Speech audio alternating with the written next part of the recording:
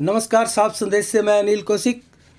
दोस्तों, आज हम चर्चा कर रहे हैं चुनावों पर।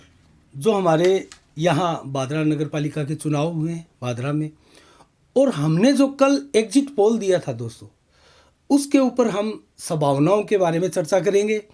और आज चर्चा करने के लिए हमारे पास स्टूडियो में है अरविंद जी चचान, जो कि दोस्तों मैं आपको बता दूं, ये एक तरीके से व्यापार वर्ग और मीडिया के बीच की कड़ी भी हम इनको कह सकते हैं। ये एक बहुत अच्छे लेखक भी है और ये एक स्वतंत्र चिंतक भी है दोस्तों। तो अरविंद जी, आपका साफ संदेश स्टूडियो में बहुत बहुत स्वागत हो। धन्यवाद कौशिक जी, आपने अपने स्टूडियो में बुलाकर और चुनावी चर्चा में मेरी भागीदारी सुनिश्चित की। तो हमने आपको इसलिए चुना है अरविंद जी, क्योंकि ये जिस प्रकार से हमारा एग्जिट पोल आया है, और एग्जिट पोल के बाद में एक कस्बे में चर्चा भी है कि हालांकि ज़रूरी नहीं है कि हमारे एग्जिट पोल से सभी जो सहमत हो, और ये एग्जिट पोल कोई परिणाम नहीं होते, ये एक अनुमान होता है किसी का, और ये हमारे साफ संदेश का एक अनुमान है जो हमने पब्लिक को दिया है। तो उसके ऊपर तरह तरह की चर्चाएं आ रही है कि ये आपका अनुमान सही नहीं है, ये इसमें फ़र्क आ सकता है। ये तो वो तो एक मैं ज़्यादा उसके ऊपर डिटेल में नहीं जाऊंगा। अपना अपना वो जिस किसी का भी थोड़ी पर्सनल इंटेंशन होती है, उसके बारे में व्यक्ति उसके खिलाफ नहीं सोच सकता और सुन सकता। तो हो सकता है उस कड़ी में वो दायरे में आता हो। तो मैं एक चीज़ तो फर्स्ट में आप ये बता दूं, दर्शकों को भी बता दूं, कि हमारा जो एग्जिट पोल आया था दोस्तों, कल हमने 40 में से 2 निर्विरोध पहले ही हो चुके हैं, और 38 के बारे में हमने स्पष्ट रूप से उनका नाम बताया था, जो भाजपा के लगभग समर्थित व सीट से जीत कर आने वाले जो रहे, उनके नाम मैं बताता हूं आपको। जैसे वार्ड नंबर 3 से पूजा गोयल, वार्ड नंबर ये कुमारी पूजा, और 3 नंबर वार्ड नंबर 4 से नंदलाल सैनी, वार्ड नंबर 5 से दिनेश सैनी, और वार्ड नंबर 7 से दोस्तों हरिप्रकाश शर्मा, वार्ड नंबर 8 से पूनम वर्मा, और वार्ड नंबर 17 से रामस्वरूप मिस्त्री, और वार्ड नंबर 20 से पूजा गोयल, वार्ड नंबर 21 से दयानंद खोखेवाला, और वार्ड नंबर 22 से किशनलाल यादव, और वार्ड नंबर 26 से विकास चौधरी, वार्ड नंबर 27 से स्वाति नाटा, और वार्ड नंबर 29 से विशाल गोयल, वार्ड नंबर 30 से लक्ष्मी देवी महिपाल जो निर्विरोध निर्वाचित हो चुकी है, और वार्ड नंबर 31 से मांगीलाल गोयल, और वार्ड नंबर 36 से गुड्डी देवी, और वार्ड नंबर 39 से पंकज टोकसिया, और वार्ड नंबर 40 से मोहन जांगिड़। ये 17 नाम है दोस्तों, और इनमें से 8 भाजपा की टिकट पर हमने जीत कर आ रहे हैं बताया था। तो इनकी संभावनाएं अरविंद जी ज़्यादा ये है कि ये भाजपा के खेमे में जा सकते हैं। और हम आपको बता दें, माकपा की तरफ से जो 3 टिकट पर जीत कर आ रहे हैं हमारे एग्जिट पोल के अनुसार, वार्ड नंबर 2 से किताबो देवी, और वार्ड नंबर 13 से नवाब खां, और वार्ड नंबर 15 से असलम नसवान, और इसके अलावा वार्ड नंबर 23 से अरुणा शर्मा, और वार्ड नंबर 10 से आजन जैतून बानो, और वार्ड नंबर 6 से बलवंत सैनी। और इसके अलावा हाजी दाऊद खेमे से हम बता दें, कांग्रेस की टिकट पर दोस्तों 3 जो है निर्वाचित होकर आ रहे हैं। एक निर्विरोध निर्वाचित हो चुका है, अनवर कुरैशी। तो वो 3 कौन से है वो हम आपको बता रहे हैं। वार्ड नंबर 12 से स्वयं हाजी दाऊद कुरैशी, और वार्ड नंबर 32 से स्वयं हाजी दाऊद कुरैशी की धर्मपत्नी आजन बैतुल बानो है, और वार्ड नंबर 25 से पूनम है। इसके अलावा वार्ड नंबर 14 से बसारत अली खान नारिका, और वार्ड नंबर 11 से रफ़ीक खान नारिका। इनको भी बताया जा रहा है कि ये संभवतः हाजी दाऊद खेमे में ही रहेंगे या जाएंगे। तो इसके अलावा भी बहुत से, जयवीर झोड़ है, डिम्पल पवार है, सुभाष कुमार है, वार्ड नंबर 39 से गोपीराम रेपसवाल है, वार्ड नंबर 35 से शारदा स्वामी है, वार्ड नंबर 28 से, और लूणाराम है, वार्ड नंबर 33 से, युवराज दानका है, वार्ड नंबर 19 से, और विनीता साल्डीवाल है, वार्ड नंबर 24 से, और संजय राजपुरोहित है, वार्ड नंबर 16 से, और सलमा बानो है, वार्ड नंबर 1 से, और एक इस्लाम तेली है, वार्ड नंबर 18 से। तो ये किसके खेमे में कहाँ जा सकते हैं? तो चर्चा का हमारा मुख्य जो उद्देश्य है अरविंद जी, वो यही है कि अब बोर्ड किसका बन सकता है। तो मैं आपकी राय जानना चाहूँगा कि इसमें से कौन बाजी मार सकता है, और इसका रीज़न क्या है, और क्या होना चाहिए। तो आप कुछ पहले बताएं। कौशिक जी, जैसा आपने अपने चुनाव के बाद के जो सर्वे है उसके अनुसार बताया है, उसमें बाजार ने आपके कुछ वार्डों में करेक्शन मानी है। जिसमें जी, जी। सबसे पहले आपका जो वार्ड नंबर 4 है उसके अंदर करेक्शन ये है कि वहाँ पे जो सैनी जी थे वो मेरा घर का वार्ड है खुद का। जी, जी। वहाँ पे नंदन जी सैनी जो भाजपा थे वो उनकी एक बहुत बढ़िया टीम काम कर रही थी और वो टीम वर्क के साथ अपने पारिवारिक धड़े के साथ वो बहुत मेहनत करते नज़र आए। बाकी वहाँ पे जो सामने दो और धड़े थे जिसमें ब्राह्मण समाज और अग्रवाल समाज था, उनका जो कॉम्बिनेशन था वो एक शांत कॉम्बिनेशन था।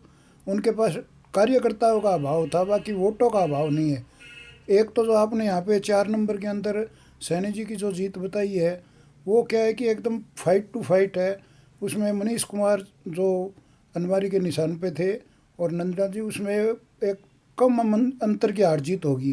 तो कम अंतर की है, इसीलिए हमारे पास जो सूचना आई सोर्सेज से वो ये है कि बहुत ही कम, बेहद कम मार्जिन से यहाँ नंदलाल जी सैनी जो है चुनाव जीत रहे हैं। और अगर वहाँ पे अगर मनीष कुमार चुनाव जीतते हैं तो उनके घर से 2 सदस्य हो जाते हैं।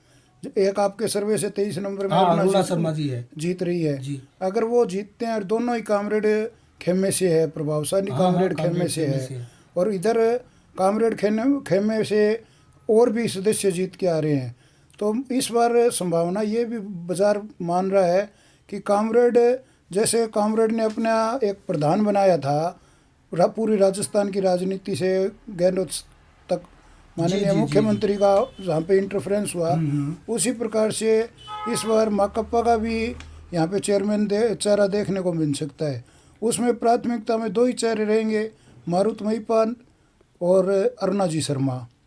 इसलिए ये है कि आप यहाँ पे आप 4 नंबर में मनीष जी को बराबर की तजबो रखनी पड़ेगी अपने को विजेता के अंदर। देखो, हमारे सर्वे के अनुसार आपने जो 2 नाम चेयरमैन दावेदार के लिए, हमारे सर्वे से तो वो वार्ड नंबर 29 से मारुत जीत नहीं रहे, और तो फिर अरुणा शर्मा जी जीत रही है, तो वो फिर एक नाम उनके खेमे से रहा। मारुत की जो आप चर्चा कर रहे हो ये बात शुरू में बाजार में भी थी कि वहाँ पे विशाल भारी है। बाकी जब वार्ड वासियों ने आखिरी समय में ये देखा कि एक घराना अपने क्यों छोड़े, एक्चुअल में जो विशाल के परिवार है उनसे फिर भी 2 आदमी जीत के आ रहे हैं। उनके खुद के पिताजी जीत के आ रही है और उनकी मिसेज पूजा भी जीत के आ रही है। तो नहीं, तो शेष व्यापारियों का तो वो वार्ड नहीं होता ना, वो तो वार्डवासियों का वार्ड होता है। वार्डवासियों का होता और है, उन वार्डवासियों के पास तो वो कैंडिडेट एक ही है। वो ज़्यादा वार्डवासी जो है वो हमारे ही बाजार से बिलोंग करते हैं। उनका जो सर्वे ये है कि सेम टाइम में वहाँ के जो निवासियों ने ये विचार किया है कि अपने एक सीधा जो डायरेक्ट टू आज विधायक है जो हर काम कराने में सक्षम है, हर आदमी के लिए मारुत की छवि भी बहुत बढ़िया है, उस हिसाब से वो फाइट कहीं ना कहीं टर्न करती हुई नजर आ रही है। आपको ये नहीं लगता कि वहां पर माकपा एक अलग चेहरा है, और माकपा विचारधारा और भाजपा विचारधारा में बहुत अंतर है, और भाजपा विचारधारा के लोग जो इस शहर में है वो ज्यादा बसते हैं, आपको नहीं लगता? नहीं, विचारधारा देखिए, ये छोटे चुनाव है, ये एक पारिवारिक चुनाव है। उसमें ये दोनों साथी थे, पिछली 5 साल की योजना में विशाल और मारुत एक साथ थे। अभी जो ये व्यवस्था बनी है उसके अंदर केवल सत्ता परिवर्तन है, विचारिक परिवर्तन है। एक तो अपने अगर पार्टी को इसमें मुख्य मुद्दा माने तो मेरी नज़र में ये एकदम सही नहीं रहेगा, क्योंकि यहाँ पे तो सिर्फ व्यक्तिगत संपर्क और चेहरा ही काम आता मैं है। आपकी बात काटना चाहूंगा अरविंद जी, वो इसलिए काटना चाहूंगा, आपने माकपा से और जो चेयरमैन है उसकी आपने अपने उसके ऊपर बात करनी है, तो माकपा के तो इतने चेहरे जीत कर ही नहीं आ रहे कि माकपा यहाँ अपना चेयरमैन बना ले। वो हाजी दाऊद कांग्रेस के बगैर यहाँ चेयरमैन कैसे बनाएगी? सुनो, अगर हाजी दाऊद कुरैशी को वो मिलाते हैं, इसमें कांग्रेस को मिलाते हैं, तो हाजी दाऊद कुरैशी ने चुनाव इसलिए लड़ा है कि वो खुद चेयरमैन बने, तो कहाँ माकपा के चेयरमैन की बात है? इसमें आपको मैं बताऊं कौशिक जी, ये जो नगर पालिका चेयरमैन है ये एक बहुत छोटा पद होता है, और उसकी एवज में जब राज्य सरकार कांग्रेस की है, गहलोत सरकार जादूगर है, गहलोत जी स्वयं जादूगर है, वो कोई ऐसा जादूगर फिट कर सकते हैं कि इस एज के अंदर जहाँ पे हाजी जी एक ओवरेज है तो उनको कोई और सम्मानित पद दे सकते हैं। चेयरमैन से बड़ा भी बहुत पद होते हैं। देखो, चेयरमैन का पद मैं आपको बता दूं, आपकी बात का करेक्शन कर दूं मैं, चेयरमैन का पद कतई छोटा नहीं होता, ये नगर पिता की पदवी होती है, और नगर पिता का मतलब ये होता है कि कस्बे का एक नेतृत्व करता, एक परिवार का मुखिया। तो मेरे हिसाब से ये पद कतई छोटा नहीं है, और इस पद के लिए तो लोग कुछ भी कर सकते हैं। यहाँ पर आप देख रहे हैं करोड़ों रुपए लगते हैं इस पद के लिए। वो बात सही है आपकी, मैं आपकी बात को मना नहीं कर रहा, बाकी मेरे को तो हाजी जी की तरफ से भी है ना चेयरमैन पद के लिए अनवर जी ज़्यादा उपयुक्त नजर आ रहे हैं। हाँ, और वो मेरे युवा को ये है, लग रहा युवा है, है। मेरे को ये नज़र आ रहा है कि हाजी जी भी अपना आशीर्वाद उन्हीं को देंगे। हाजी जी ने ये चुनाव अपनी रुचि के अनुसार लड़ा है, ना कि कोई यहाँ पे कमाई करने के हिसाब से या इन्वेस्ट करके मुनाफा कमाने के हिसाब से कोई काम किया है। हाजी जी को भादरा की सेवा का एक ध्येय है, वो यहाँ से जनता से जुड़े हैं। आखिरी समय में अपने जवानी के टाइम उन्होंने बहुत संघर्ष किया है, व्यापार किया है विदेशों में रहकर। आज भगवान ने, अल्लाह ताला ने उनको बहुत शोहरत बरती है, वो यहाँ पे सेवा कर रहे हैं, दान पुण्य कर रहे हैं। उसी प्रकार से चुनाव को उन्होंने एक टसन बना रखा है। मेरे को तो सोम को ये लगता है अगर हाजी जी खुद भी प्रस्तावित करेंगे तो वो अनवर को ही चेयरमैन के लिए प्रस्तावित करेंगे। जो युवा है, सबके साथ अनवर के बढ़िया संबंध है, व्यापारियों के साथ भी है, कामरेड गुट के साथ भी है, कांग्रेस में भी वो बढ़िया संपर्क रखते हैं। नहीं, आपने बहुत बढ़िया नाम लिया और मैं भी आपकी बात का समर्थन करता हूँ। अनवर कुरैशी जो है युवा नेता है और उनमें भरपूर संभावनाएं हैं, ऊर्जा का एकदम भरपूर इसमें स्रोत है ऊर्जा का, और वो बहुत अच्छी मेहनत कर सकते हैं और लोगों के साथ, हर वर्ग के साथ मिलकर एक बढ़िया काम भी कर सकते हैं। लेकिन ये चीज़ जब आएगी ना, तब हाजी जी इसके संकेत देंगे या इसके दिशा में काम करेंगे। चलो, ये संभावना के ऊपर हम थोड़ा सा बाद में बात करेंगे। आप भाजपा की कितनी संभावनाएं देखते हैं यहाँ चेयरमैन? भाजपा की पूरी संभावना मान रहा हूँ मैं, क्योंकि जो हाजी जी है उनका 10 साल का जो सत्ता में भागीदारी रही है, चाहे वो ये अब ये उनके जो प्रतिनिधि होते हैं हर डिबेट में, अपनी डिबेट में कहते हैं कि ये जो रईसा जी थे हमारी नहीं है, हाजी जी हमारे हैं, हाजी जी ने काम किया, रईसा जी ने नहीं किया, वो हमारे जिम्मे नहीं है। जो सत्ता का विरोध है, 10 साल की सत्ता का विरोध है, वो भी देखने को नज़र आ रहा है। बाज़ार में एक ऐसा व्यापारियों का धड़ा है जो कि एक अलग से कोऑर्डिनेशन कमेटी बनाकर काम कर रहा है, वो भी एक नए नतीजे इस बात को आप स्वीकार करते हैं? हाँ, खुले दिल से? पूरी तो फिर माकपा कांग्रेस के बगैर यहाँ पंगु नजर आएगी अगर हमारा एग्जिट पोल सही है? माकपा का ही भी बना सकते हैं, वो अपने बीजेपी है ना, हाजी जी की जगह माकपा की जो अरुणा जी है या मारुत महिपाल है, उसके ऊपर रजामंदी दिखा सकती है। इसके ऊपर सिम्बन के ऊपर कोई ज़्यादा उम्मीदवार नहीं जीत रहे, सिर्फ और सिर्फ समर्थित उम्मीदवार जीत रहे हैं।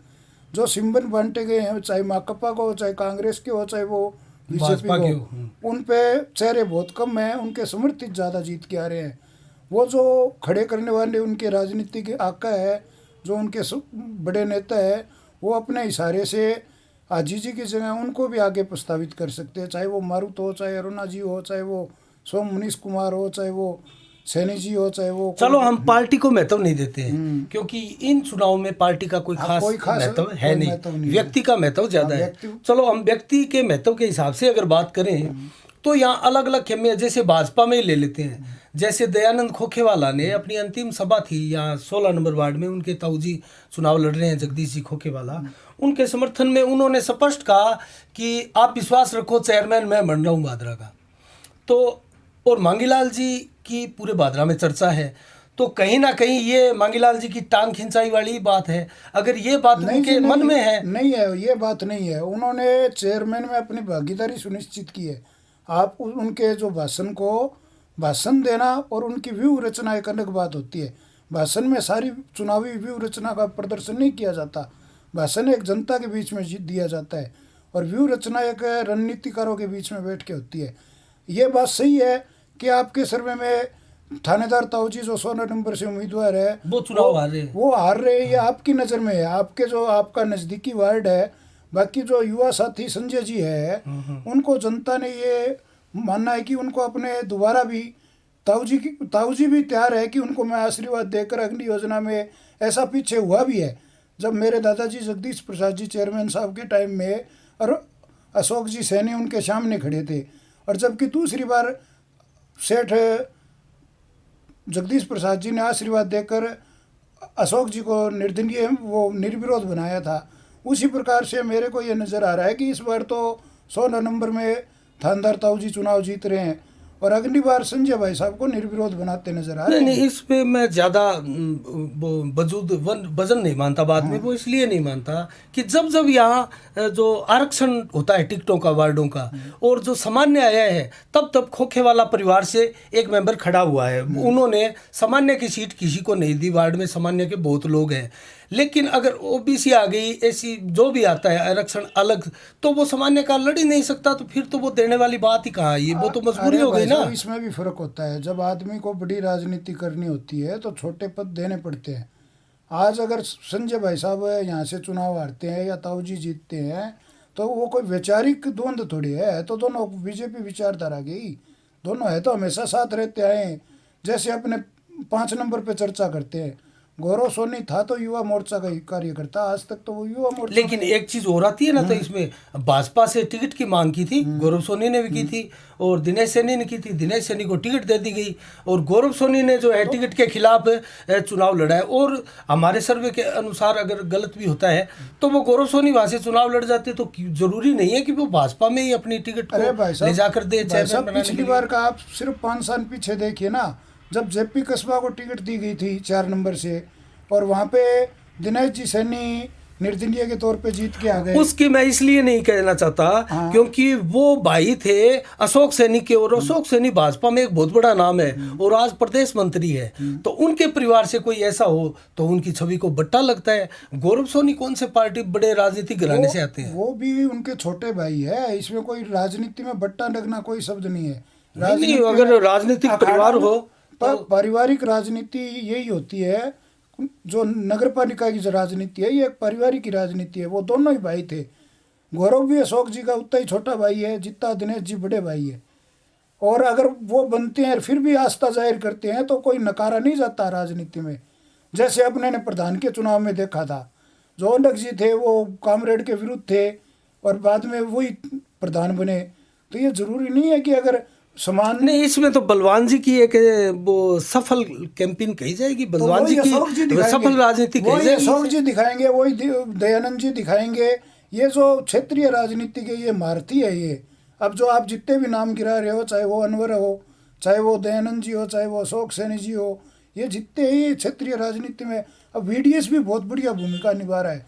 वीडीएस ने भी इसके ऊपर मैं आपकी बात काटना चाहूँगा। आपने अनवर जी और वीडीएस मतलब बलवंत सैनी इनका जिक्र किया आपने।